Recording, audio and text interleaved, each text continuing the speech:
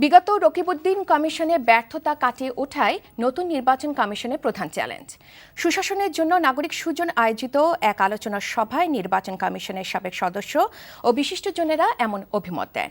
সাবেক CC ATM Shamsul হুদা এই প্রথম রকিব কমিশনের কর্মকাণ্ডের সমালোচনা করে বলেছেন, নতুন কমিশনের প্রধান কাজ হবে জনগণের আস্থা অর্জন করা। আরও জানাচ্ছেন আরাফাত সিদ্দিক। নতুন নির্বাচন কমিশনের সামনে চ্যালেঞ্জ শীর্ষক আলোচনা সভায় সুজনের পক্ষ থেকে ১৯টি চ্যালেঞ্জ তুলে ধরা হয়। এতে বক্তাদের মুখে ঘুরে ফিরে আসে নির্বাচন কমিশনের প্রতি জনগণের বিশ্বাসযোগ্যতা ফিরিয়ে আনার বিষয়টি। যে কোনো নির্বাচনে আমরা ভোট দিতে পারবো কিনা এটা রাস্তাঘাটের প্রশ্ন। তার মানে একটা ইলেকশন কমিশন বা একটা সিস্টেমের উপরে মানুষের যখন বিশ্বাস উঠে যায়, তখন ভালো কিছু আশা করা তার পক্ষে খুব দুরূহ হয়ে যায় যদি সেই ইনস্টিটিউশনটা প্রপারলি পরিচালিত না হয়। কাজেই প্রথম চ্যালেঞ্জ এই নির্বাচন কমিশনের সামনেই হচ্ছে সে বিশ্বাসযোগ্যতাকে ফিরিয়ে আনা। এই নির্বাচন কমিশনের সামনে দুটি বিকল্প আছে। সেই বিকল্প হলো যে একটা সুষ্ঠু, সুন্দর, গ্রহণযোগ্য নির্বাচন করে তারা প্রশংসিত হয়ে ইতিহাসে একটা জায়গা করে নেবেন।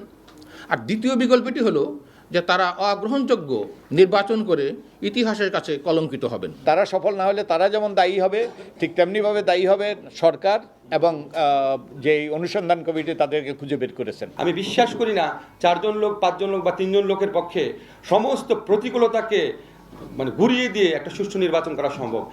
সাবেক সিইসি ডক্টর এটিএম শামসুল হুদা বলেন, নতুন কমিশনের উচিত হবে রকিব কমিশন অহেতুক যেসব পরিবর্তন এনেছে তা ঠিক করা।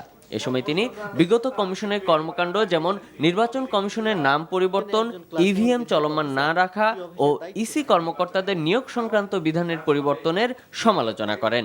নির্বাচন কমিশনের নিজস্ব ভবন উদ্বোধনে তাকে আমন্ত্রণ না জানানোতেও খেদ প্রকাশ করেন ডক্টর হুদা।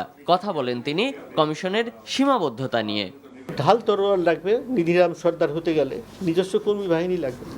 ওখানে তাদের ডাউনগ্রেড করে, ডেমোনাইজ করে আপনি এখন ডেপুটেশনে লোক আনার ব্যবস্থা রাখছেন।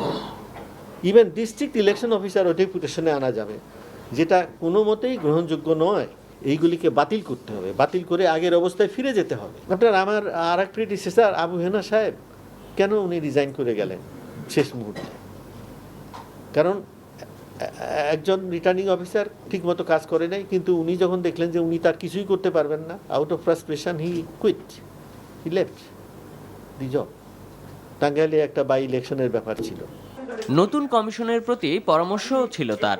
কমিশনের এবং কমিশনের কর্মকর্তা, নিজস্ব কর্মকর্তা যারা, তাদের কথাবার্তায়, কাজে, কর্মে জনগণের মনে আস্থার সৃষ্টি হতে হবে যে না, এই লোকগুলি কোনো আপনার দলবাজি করছে না, এরা যেটা উচিত সেইভাবে কাজ করে যাচ্ছে। সেই পরিবেশ সৃষ্টি করতে হবে। কোনো ধরনের কোনো সন্দেহের যেন সৃষ্টি না হয় জনমনে যে এদের দিয়ে কাজ হবে না। তাহলে কিন্তু একবার একটা ড্যামেজ হয়ে গেলে ওইটাকে পুনরুদ্ধার করা খুব কঠিন হয়ে যায়। Arafat Siddique, NTV news, Dhaka.